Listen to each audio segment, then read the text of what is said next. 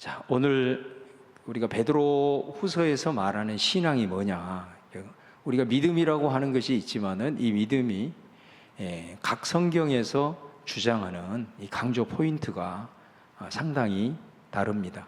그러니까 믿음의 스펙트럼이라는 것이 그냥 예수님 믿는 거 이렇게만 끝나는 게 아니라 각 성경마다 그 믿음의 강조점이 다르다는 것을 볼 수 있습니다.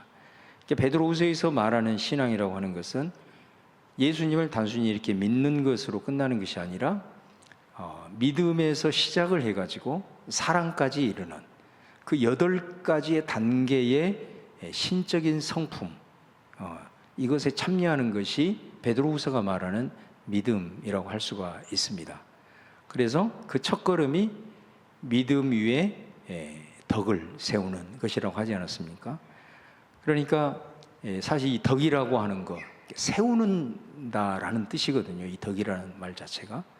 그러니까 우리가 교회라고 한다면 세상을 향해서 이렇게 덕을 세우고 세상을 이롭게 하고 세상에 유익을 끼치고 복음의 정신으로 세상을 정화시키고 이런 일들을 해야 되겠죠. 그것이 우리들의 이제 신앙의 생활이라고 할 수 있는데, 세상을 향해 덕을 세우기는커녕 교회가 또 그리스도인들이 이 사회 속에서 걸림돌이 되는 그런 사건들이 종종 이렇게 언론을 통해서나 또 우리 주변에 이렇게 일어나는 걸 보면 함께 예수님을 믿고 신앙생활하는 저와 여러분의 마음이 많이 불편하고 또 아프기도 할 것입니다. 또 믿는다고 말하지만은 삶에서는 믿음의 열매가 보이지 않는 이런 모습들을 보면서 좀 한국 교회 현실이 이것인가 이제 이런 생각도 하게 됩니다. 이렇게 베드로 후서가 강조하는 이 복음의 핵심은 종말 신앙입니다. 종말 신앙. 그래서 이 거짓 선지자들도 계속해서 예수님의 이 종말에 대한 문제를 가지고 이제 미혹을 하고, 그리고 이제 3장에 가면 그 모든 종말 신앙에 대한 내용을 다시 한번 이제 강조하게 되는데, 종말 신앙이라고 하는 것이 뭐겠습니까? 예수님이 다시 오신다. 그 오실 날을 우리가 바라보면서 예수님이 오시면 우리 모두가 그분 앞에 서게 될 터인데, 그 날을 우리가 바라보고 그 주님 앞에 설 날을 바라보고, 그때는 우리 주님이 우리의 신랑이 되신데 신부된 자로서 순결함을 유지하고 그 신랑을 만날 설렘이 내 안에 있는가? 이게 종말 신앙 아니겠습니까? 여러분, 우리가 예수님께서 그 마태복음 13장에 그 비유, 천국 비유를 얘기할 때 가라지 비유가 있거든요. 그 가라지 비유의 핵심 메시지는 뭐냐면, 예수님이 다시 오실 때까지 이 세상에는 선과 악이 공존한다. 이게 가라지 비유의 핵심입니다. 그러니까 거기에 보면은 이제 곡식을 씨앗을 뿌렸는데 종들이 중간에 나가 보니까 거기에 곡식도 자라고 그 옆에 이 잡초, 가라지들이 함께 자라고 있는 거예요. 그래서 이제 종이 주인에게 물어보죠. 이 곡식이 이게 가라지가 있어가지고 이거 열매를 제대로 맺으려는 건 모르겠습니다. 이걸 좀 가라지를 뽑아버릴까요? 그랬을 때 주인이 이렇게 말합니다. 요게 가라지 비유의 핵심입니다. 가만 놔둬라. 뽑지 말라는 거예요. 요게 가라지 비유의 핵심이에요. 다시 말하면 그것을 뽑다가는 곡식까지 함께 뽑아버릴 수 있기 때문에 가만 놔둬라. 그러면 이 세상에서, 같은 세상이라고 분명히 얘기를 하고 있거든요. 세상에서 곡식은 선이고 가라지는 악입니다. 선과 악이 예수님 오실 때까지 공존한다라는 것을 보여주고 있습니다. 마지막 날에 가라지와 곡식을 구별해서 곡식은 알곡으로 이렇게, 그 다음에 가라지는 불 가운데로 던질 것이다. 이제 그 심판에 대해서 말씀을 하시는 거잖아요. 우리가 역사적으로 보면은 선과 악이 항상 공존을 하게 되는데, 어떤 시대가 되면은 악이 선을 완전히 뒤엎어버리는 경우가 있습니다.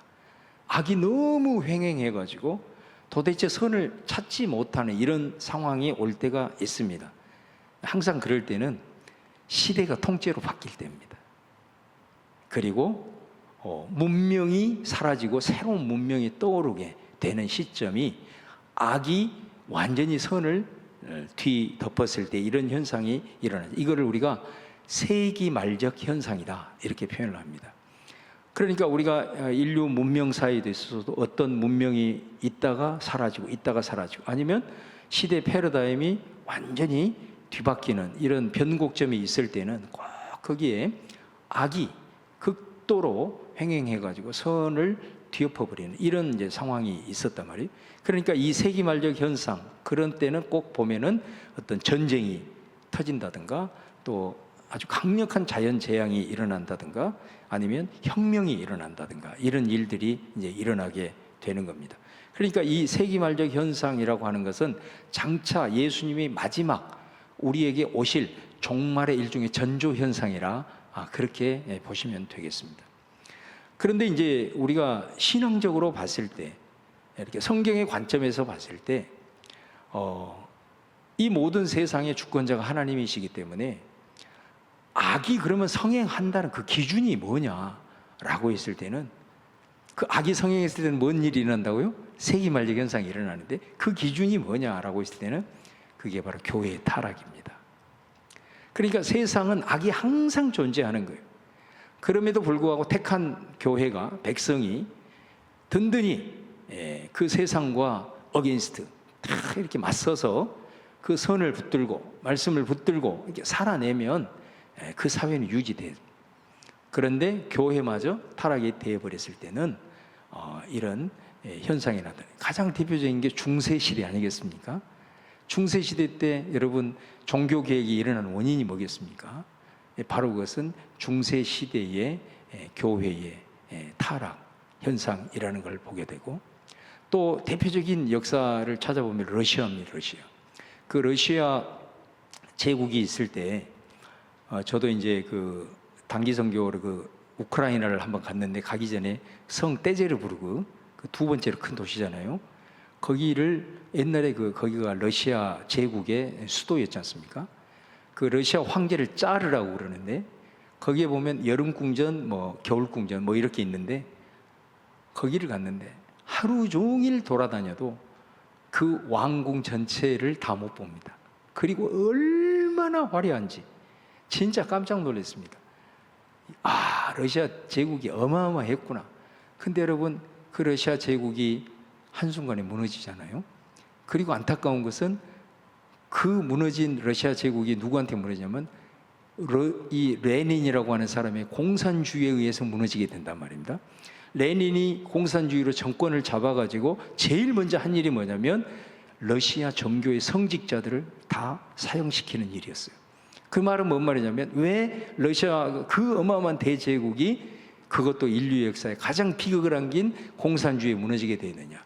성직자들과 러시아 정교의 타락이었다라는 것입니다. 그렇기 때문에 이 세기말적 현상, 종말의 현상, 이 악이 횡행한 공존하는 사회 속에서 이 기준은 우리가 성경적으로 영적으로 봤을 때는 교회의 타락이다라는 것을 우리가 꼭 기억을 해야 된다. 또 종말과 관련해서 한 가지 특징이 뭐냐면은 이 가면 갈수록 종말의 시대로 가면 갈수록 참과 거짓, 선과 악이 갈리게 된다라는 것입니다. 그 요한계시록에도 보면은 신자와 불신자가 완전히 갈리는 걸 볼 수 있습니다. 신자들은 막 인심판, 무슨 나팔심판, 대접심판 이런 심판과 같은 어마어마한 재앙이 올 때 그럼에도 불구하고 성도들은 믿음을 지켜내면서 그 인내하게 됩니다. 그런데 불신자들은 어떻느냐? 그런 어마어마한 재앙이 닥쳐서 막 정말 우리가 봤을 때는 상상할 수 없는 그런 재앙이 일어나면 사람들이 마음이 두려워서 이렇게 좀 두려워하는 마음을 가지고 신을 찾아야 되겠다. 아니면 하나님을 좀 두려워하고 섬겨야 되겠다. 이렇게 가야 되는데 요한계시록을 보면 신자들은 어려움 속에서도 더 믿음을 지키기 위해서 인내하고 불신자들은 오히려 마음이 더 완악해서 하나님을 비방을 하더라는 것입니다. 이게 요한계시록이에요. 그러니까 종말이 되면 될수록 신자와 불신자 사이에 극렬한 갈림 현상이 일어나게 되는 것을 이제 우리가 볼 수가 있거든요. 그래서 우리가 정말 저 사람은 택함 받는 사람이거나 저 사람은 택함 받지 못한 사람이거나 라는 것을 볼 정도로 그런 갈림 현상이 일어나게 되는 거고, 또 이 갈림 현상이 또 어디에 나타나냐? 믿는 사람들, 그러니까 예수님을 믿는다고 하는 사람들 사이에서도 종말이 가까울수록 이 갈리는 현상이 나타나는 겁니다. 그래서 요한계시록에 보면은 이 마귀가 주로 하는 일이 뭐냐면 하나님 흉내내는 일을 합니다. 하나님이 어떻게 존재하시죠? 성부, 성자, 성령으로 존재하시잖아요. 마귀도 삼위일체를 흉내냅니다. 그래서 마귀가 성부 하나님 역할을 하고, 그 다음에 예수 그리스도 역할을 하는 게 짐승입니다. 여러분, 요한계시록에 짐승 나오죠. 짐승은 일종의 세속 권력입니다. 그래서 그 짐승을 가지고 굉장히 믿는 자들을 강력하게 이제 핍박하는 이런 이게 그 현상들이 나타나게 되죠. 그러면 성령의 역할을 하는 존재가 뭐냐면 요한계시록에 보면 거짓 선지자입니다. 그러니까 이 마귀가 하나님을 흉내내면서 삼위일체를 흉내낼 때 그 삼위일체, 마귀가 흉내낸 삼위일체는 사탄, 짐승, 거짓 선지자입니다. 이게 성부, 성자, 성령의 역할을 하는 겁니다. 그러니까 성령께서는 예수님이 이 땅 가운데 우리 가운데 주신 하나님의 말씀을 생각나게 하시고 기억나게 하시는 보혜사, 또 진리의 영으로서 역할을 하시면서 예수님이 이제 세우신 그 교회를 쫙 이렇게 이제 이끌어 가십니다.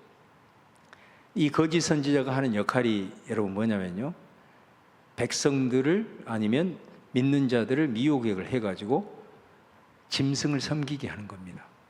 그러니까 우리가 요한계시록을 읽을 때 핵심이 뭐냐라는 거죠. 뭐 요한계시록에 보면 어떤 뭐 세대주의자들처럼 뭐 7년 무슨 뭐 환란이 오고 뭐 재림이 오고 뭐 예를 들어서 이런 어떤 그것들에 우리가 중심을 사실 가질 게 아니라 요한계시록에서 정말로 우리가 붙들어야 될 핵심 메시지가 뭐냐면 이 거짓 선지자의 역할입니다. 마귀가 세속의 권력들이나 물리적인 핍박을 가지고 교회와 성도들에게 이렇게 억압할 수도 있지만은 실제로는 그런 일을 닥치면 성도들은 더 단단해집니다. 물리적인 환경과 고통이 오면 성도들은 더 단단해진다고, 더 주님 찾고 더 주님께 의지하는 거예요. 그러니까 대부분의 성도들이 무너지는 경우는 어디냐면 거짓 선지자들의 미혹을 통해서. 그러니까 거짓 선지자가 뭐 한다고요? 성도들을 미혹해가지고 짐승을 섬기게 한다. 짐승은 세속 권력이거든요. 그러니까 성도들을 미혹해가지고 세상의 가치를 따라가게 하는 이 일을 거짓 선지자가 이제 하는 것입니다. 그래서 사실은 오늘 말씀도 이렇게 보시면 알겠지만은 거짓 선지자들의 정체를 다 숨기지만 결국은 드러나게 되는 것은 뭐냐면 어마어마한 세속적 탐심, 이것이 거짓 선지자들의 정체성이라는 것을 이제 우리가 알게 되는 것이죠. 그래서 우리가 종말의 시대를 생각하고 이 시대가 좀 횡행하고 어떤 세기말적 현상이 일어난다라고 했을 때는 정말로 우리 그리스도인들은 더 정신을 차리고 깨어 있어야 한다라는 거예요. 우리의 믿음을 늘 점검을 해야 된다는 거예요. 믿음을 점검한다는 게 뭐냐? 저는 이렇게 얘기를 합니다. 우리가 정말로 신앙생활을 하는 것을 진짜 종교 생활을 하고 있는 거냐, 아니면 내가 예수 그리스도를 인격적으로 만나서 그 예수님과 인격적으로 교제하고 있느냐, 이거를 끊임없이 점검을 하셔야 됩니다. 이게 왜 그러냐면 우리가 이런 거짓 선지자들의 예를 들어서 오늘 베드로 후서에도 보면 이 거짓 선지자들이 어디에 있어요? 교회 안에 있단 말이죠. 그러니까 예를 들어서 교회 안에가 뭐 우리 본향교회 안에 이런 말이 아니고 이 교회라고 일컫는 공동체 안에 거짓 선지자들이 존재한다는 것을 베드로 후서가 지금 말하고 있는 거 아니에요? 그러니까 겉으로 보기에는 다 복음 얘기하고 예수 얘기하고 이렇게 하지만은 그 거짓 선지자들이 존재한다라는 것입니다. 그러다가 나중에 그 정체가 발각이 되게 되면은 그토록 우리가 믿었던, 그토록 우리가 존경했던 그런 사람들이 그런 부분 속에서 확 무너지고 정체가 발각이 됐을 때는 많은 사람들이 어때요? 믿음에서 떠나는 경우가 있단 말이에요. 시험에 들어가지고. 이 얘기를 하려고 하는 거예요. 우리가 이런 상황들은 종말의 현상이 가면 갈수록 비일비재하게 일어날 거예요. 주님이 오실 때까지 성과 악이 존재하듯이 주님이 오실 때까지 교회 안에도 이런 거짓 선지자의 움직임은 없어지지 않고 더 비일비재할 거란 말이에요. 그러면 우리가 그런 것들에 의해서, 그런 거짓 선지자들에 의해서, 아니면 어떤 영적인 영향력을 끼쳤던 사람들이 무너지고 교회에 실망해가지고 내가 믿음을 떠났다, 내가 신앙을 포기했다, 우리가 나중에 종말의 때 주님 앞에 섰을 때는 그것이 핑계가 안 된다라는 것입니다. 오늘 말씀의 사실 굉장히 중요한 핵심은 뭐냐면, 거짓 선지자, 그리고 백성들을 미혹하는 거짓 선지자도 반드시 심판을 받겠지만, 그 거짓 선지자들의 미혹과 그것을 때문에 스스로가 시험 들어서 신앙을 포기하고 복음에서 떠난 사람도 똑같은 심판을 받는다라는 것입니다. 그러니까 하나님 앞에 섰을 때 나는 누구 목사 때문에 내가 시험 들어서 믿음을 떠났어요, 나는 교회에 실망해서 믿음을 포기했어요, 이건 주님 앞에 마지막 날 절대로 핑계치 못하는 거예요. 똑같이 심판을 받게 된다는 거예요. 그렇기 때문에 우리가 종교 생활을 해서는 안 돼요. 예수님을 인격적으로 영접하고 인격적으로 주님과 교제하는 사람은 그런 상황이 올 때 어떻게 돼요? 나만이라도 바로 서야 되겠다, 이런 마음을 가져야 됩니다. 분명히 그렇게 됩니다. 그러나 종교 생활을 하는 사람은 우수수 떨어지는 거예요. 예수님을 내가 인격적으로 진짜 만났냐, 그리고 인격적인 교제를 하고 있느냐, 그런 사람은 그런 현상들이 앞으로 비일비재에 일어날 것인데, 그런 상황 앞에서 가슴을 치면서 나라도 바로 서야 되겠구나, 우리 교회라도 바로 서야 되겠구나 하면서 더 기도하고 더 바른 길로 가기 위해서 노력하고, 그렇게 가야 이게 종말의 바른 신앙으로 걸어가는 길인 줄로 믿습니다. 아멘을 좀 크게 하셔. 예. 자, 여러분, 오늘 베드로후서 2장 1절에 보면은, 그러나 백성 가운데 또한 거짓 선지자들이 일어났었나니 이와 같이 너희 중에도 거짓 선생들이 있으리라. 베드로후서 2장 1절에 이렇게 말합니다. 먼저 베드로 사도는 뭐라고 얘기하냐면, 백성 가운데 거짓 선지자들이 일어났다, 과거형이에요. 구약을 말하는 거예요. 구약 시대를. 구약 시대 이스라엘 역사를 보면 나라가 혼란스럽고 위기에 처했을 때 두 부류의 선지자가 틀림없이 나타납니다. 참 선지자와 거짓 선지자가 나타나요. 하나님이 왜 선지자를 보내냐? 잘못된 길을 가고 있기 때문에 선지자를 보내는 거예요. 그러면은 잘못된 길을 가고 있는 그들에게 예언자, 선지자 입에서 좋은 말이 나올까요? 안 좋은 말이 나올까요?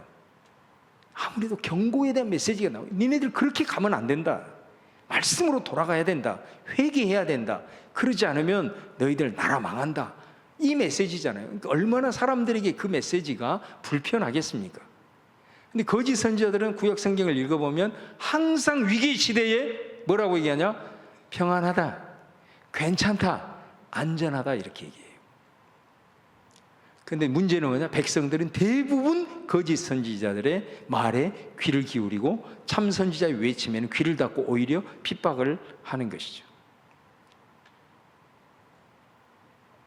오늘날도 똑같습니다.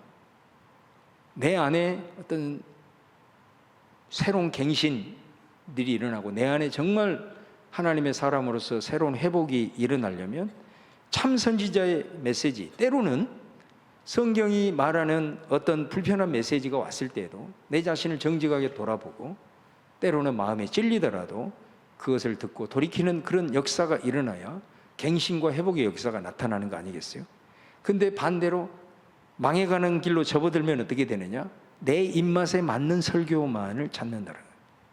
지금 내가 듣기에 편안한 말, 그리고 근거 없는 축복과 희망을 남발하는 그런 메시지들을 좋아한다는 거예요. 그리고 또 자신이 의인인 것처럼 남을 정죄하고 공격하는 그런 바리새적인 그런 메시지들, 그런 메시지들이 묘하게 사람들이 그런 것에 이렇게 환호하는 굉장히 위험한 징조라고 할 수가 있습니다. 이 얘기를 하고 난 다음에 베드로가 뭐라고 얘기하냐면, 이와 같이 너희 중에도 거짓 선생들이 있으리라. 이제는 초점이 과거에서 지금 당시에 이 말씀을 받고 있는 당시의 교회의 말을 하고 있는 겁니다. 중요한 점은 지금 너희 중에도 거짓 선생이 있으리라. 구약에 그랬던 것처럼 이 교회 공동체 안에도 거짓 가르침이 있다라는 것을 베드로가 지금 얘기를 하고 있는 것 아니겠어요? 그러니까 여러분, 이게 참 무서운 것입니다. 교회 밖에 세속의 어떤 일, 아까도 말했듯이 그건 우리가 강력하게 대적하거든요. 눈에 보이는 어떤 것이기 때문에. 그러나 정체를 숨기고 또 영적 리더의 얼굴을 하고 나타나는 이런 사람들에게 의해서 많은 사람들이 미혹을 당해버린 거죠. 왜? 저 사람은 목사니까, 저 사람은 사역자니까, 저 사람은 오래 신앙생활을 잘한 분이니까, 이렇게 그러니까 무방비로 마음을 열어버리기 때문에 이게 자칫 잘못 걸리면 이게 큰 일이 된다라는 것입니다. 자, 하반절에 보면은 이런 말씀: 그들은 하게 할 이단을 가만히 끌어들여 자기들을 사신 주를 부인하고 임박한 멸망을 스스로 취하는 자들이라. 여기 보면은 이단이라는 표현이 나오잖아요. 그러니까 이단이라고 하는, 오늘 시대처럼 이렇게 뭐 총회에서나 이렇게 딱 교리적으로 너희들은 잘못됐다라고 규정한 그런 이단은 물론 포함을 하겠거니와, 여기서 말하는 이단은 성경을 자기 마음대로 비틀어서 해석하는, 그러니까 복음을 왜곡하는 가르침을 표현하는 것이 바로 여기서 말하는 이단입니다. 겉으로 봤을 때는 똑같이 예수님 얘기하고 복음 얘기하고 은혜를 얘기를 하지만은 내용으로 깊이 들어가 보고 분별력을 가지고 바라보게 되면 죄에 대한 회개 메시지가 없고, 십자가 메시지가 없고, 그리고 자기를 부인하고 쳐서 복종시키는 제자도의 메시지가 없고, 오직 세속적인 성공, 건강, 자기 만족, 자기 실현, 이런 것들이 중심이 되어버리는 그런 부분들이라고 할 수가 있습니다. 또 자기들을 사신 주를 부인한다. 말로는 예수님을 부인하지 않지만 이 표현 속에는 삶으로 주님을 부인한다라는 거 아니겠습니까? 그러니까 예배를 드리고 주님을 믿는데 삶 속에 들어가서는 주님의 말씀과는 전혀 상관없이 하는 거예요. 예수님을 믿지만은 중요한 선택 앞에서는 항상 복음이 아니라 세상의 기준을 따르는 이런 모습들이 오늘 자기들을 사신 주인을 부인하고 이런 모습이라는 거죠. 그러니까 여러분, 특별히 요즘 이렇게 유튜브 같은 데를 보면은 우리가 많은 설교와 강의들을 이렇게 접할 수가 있습니다. 사실 그 자체에 보면은 너무나도 이제 우리한테는 좋은 기회죠. 왜냐하면 우리가 예전에는 들을 수 없었던 그런 훌륭한 분들의 그런 탁월한 강의들이나 설교를 들을 수 있기 때문에. 근데 여러분, 기억하셔야 됩니다. 진짜 분별력을 잃어버리면 영혼을 갉아먹는 거짓 가르침도 얼마나 많다라는 것을 우리가 절대로 간과해서는 안 됩니다. 특별히 강의를 이렇게 듣거나 설교를 들을 때 자극적인 제목, 또 누군가를 막 공격하고 정죄하는 그런 컨텐츠, 또 확인되지 않은 이야기들, 사람의 마음을 막 선동하는 이런 채널들은 여러분들이 꼭 조심하셔야 됩니다. 베드로가 한 문장으로 이렇게 정리합니다. 임박한 멸망을 스스로 취하는 자들이다, 이렇게 얘기를 합니다. 이 말은 이 거짓 선자들, 성경을 비트는 왜곡된 사람들은 결국은 임박한 이 멸망을 스스로 취하는 자들이다. 반드시 그들은 심판을 받는다라는 거죠. 그러나 그게 끝이 아니라는 것에 문제가 있는 거예요.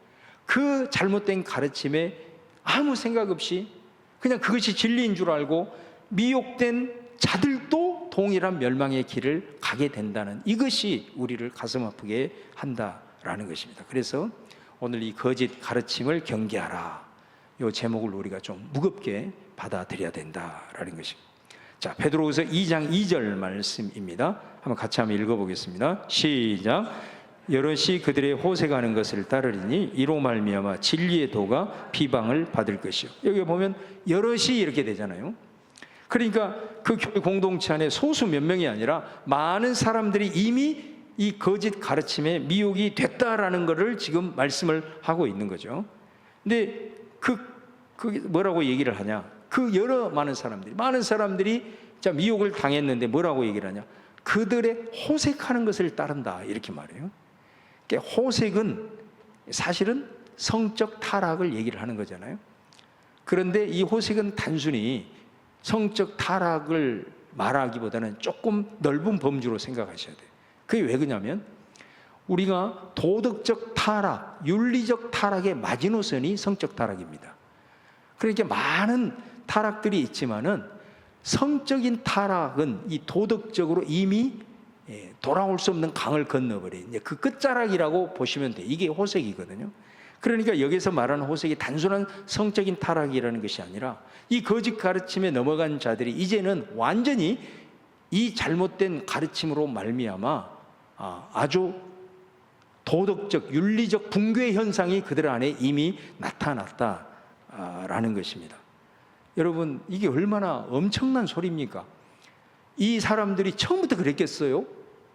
절대로 처음부터는 그러지 않았겠지 않습니까? 그래도 예수님을 믿는 사람이잖아요. 신앙의 양심을 갖고 있는 사람들이잖아요. 그런데 어떻게 호색까지 가는 겁니까?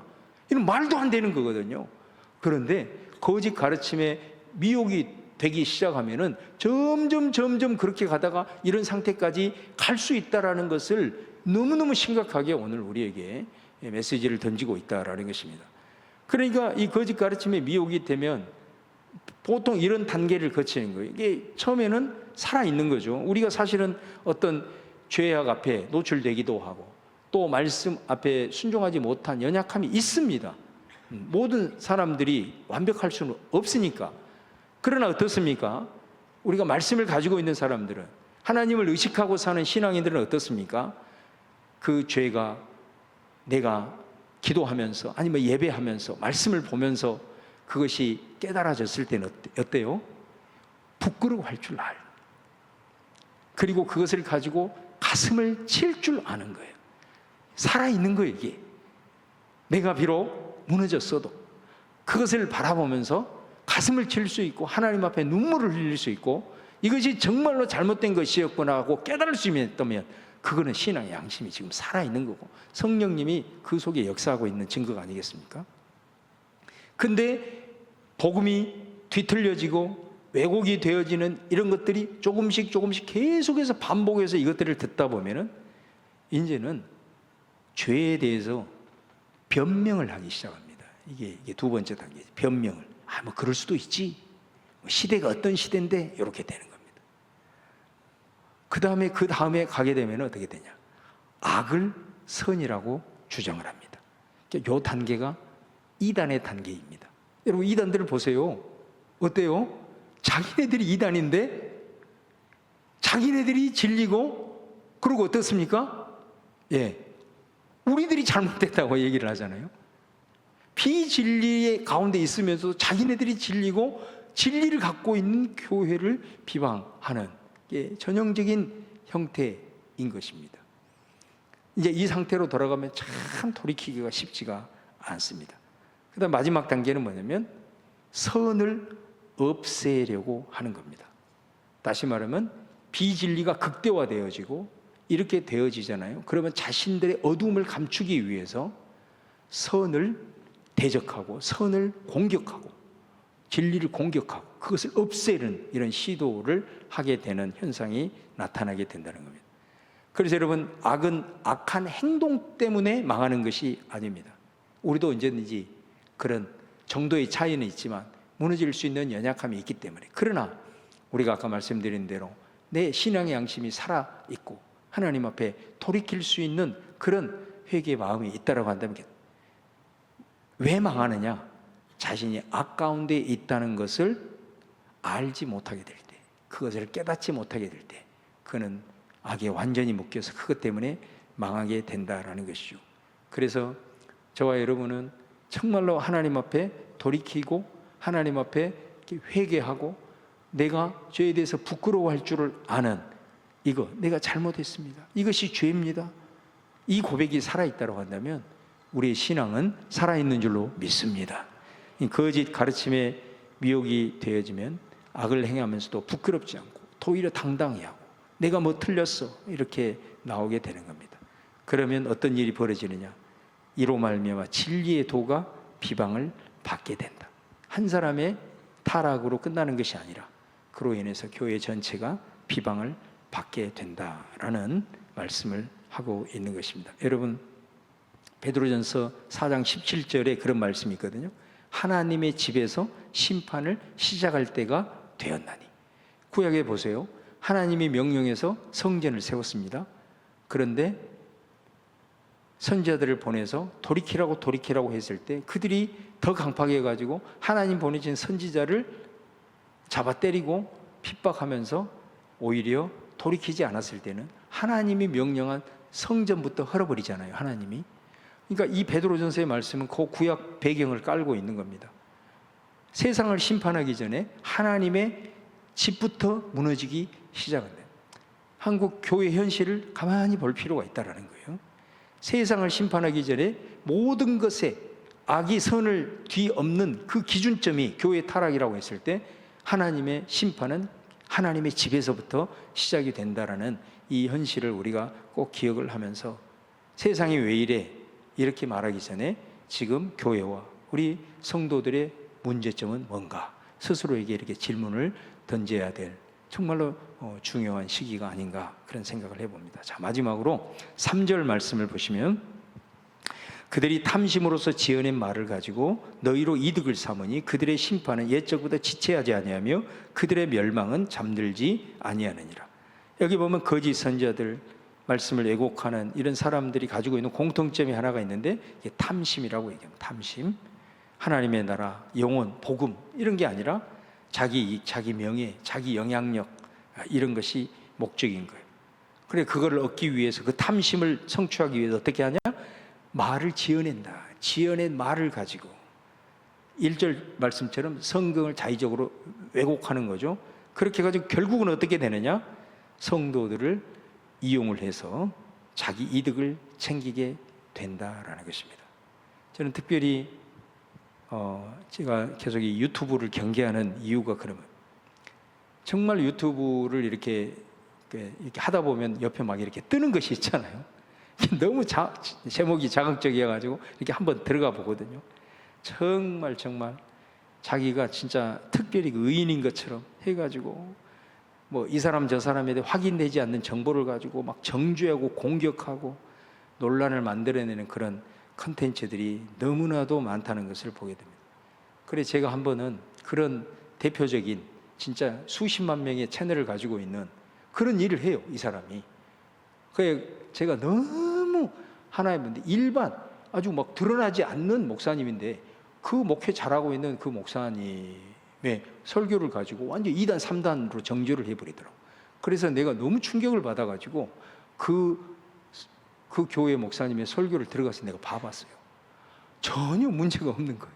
오히려 이 사람이 가지고 있는 너무나도 신학적인 얄팍한 그걸 가지고 한데 문제는 뭐냐면 댓글이 수천 개가 달리는데 그 교회는 완전히 사탄의 소굴이 돼버린 거예요. 그 채널 안에서. 그래서 내가 너무 안타까워가지고 시간도 없는데 이거 안 되겠다 싶어가지고 제가 거기다가 이제 댓글을 달았어요. 이렇게 성경적으로 풀어가면서 댓글을 쫙 달았단 말이에요.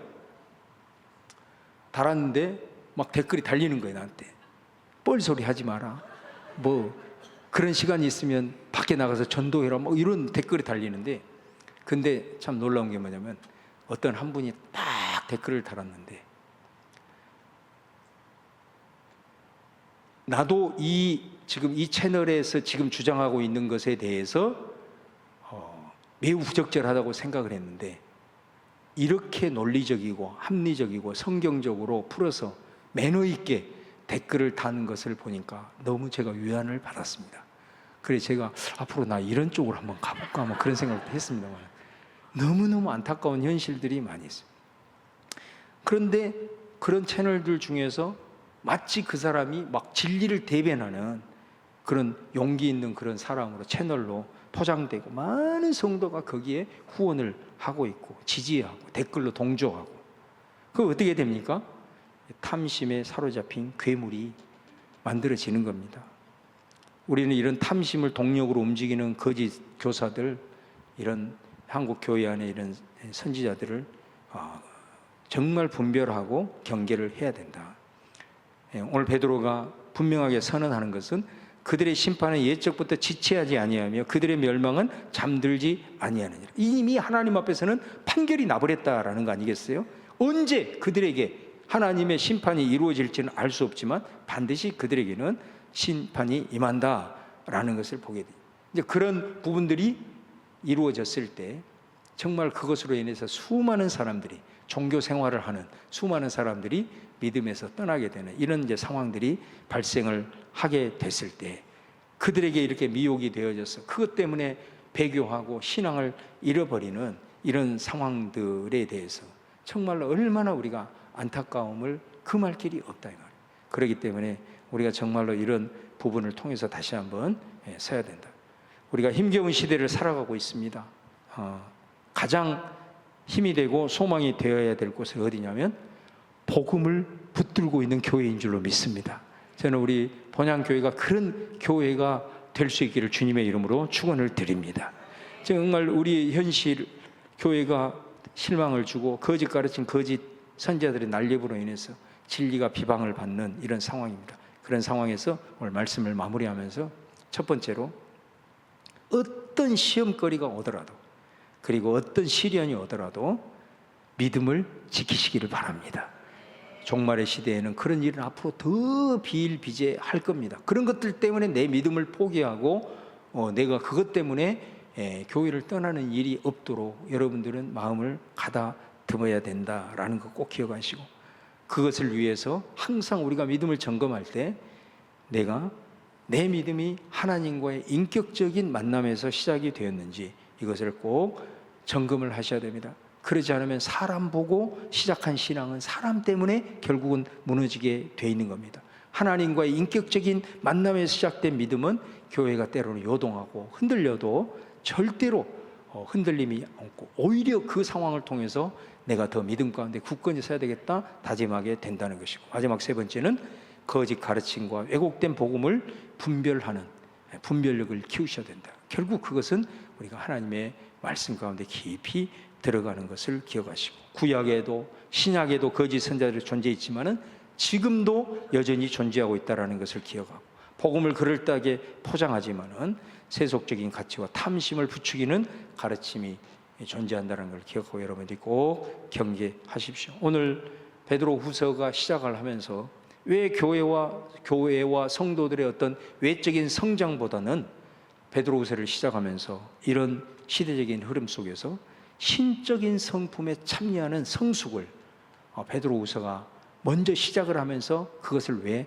강조를 했는지 믿음을 얘기를 하면서 믿음으로부터 시작해서 사랑에 이르는 8개 단계를 얘기하면서 그런 하나님의 거룩한 성품을 우리가 계속해서 내 안에 내면 가운데 체득을 해 가는 것이 그것이 제대로 된 믿음이라고 얘기를 한 그 의도를 여러분들 오늘 말씀을 통해서 다시 한번 깊이 되새기면서 너무나도 힘들고 어려운 그런 시대적인 흐름이지만은 우리 교회 아니면 나 한 사람이라도 정말로 새로운 역사를 쓸 수 있다라고 하는 그런 믿음으로 정말로 우리 본향교회 성도들 한 사람 한 사람의 좀 그런 희망을 갖고 다시 한번 말씀으로 굳건히 일어서는 저와 여러분 될 수 있기를 주의 이름으로 축원합니다.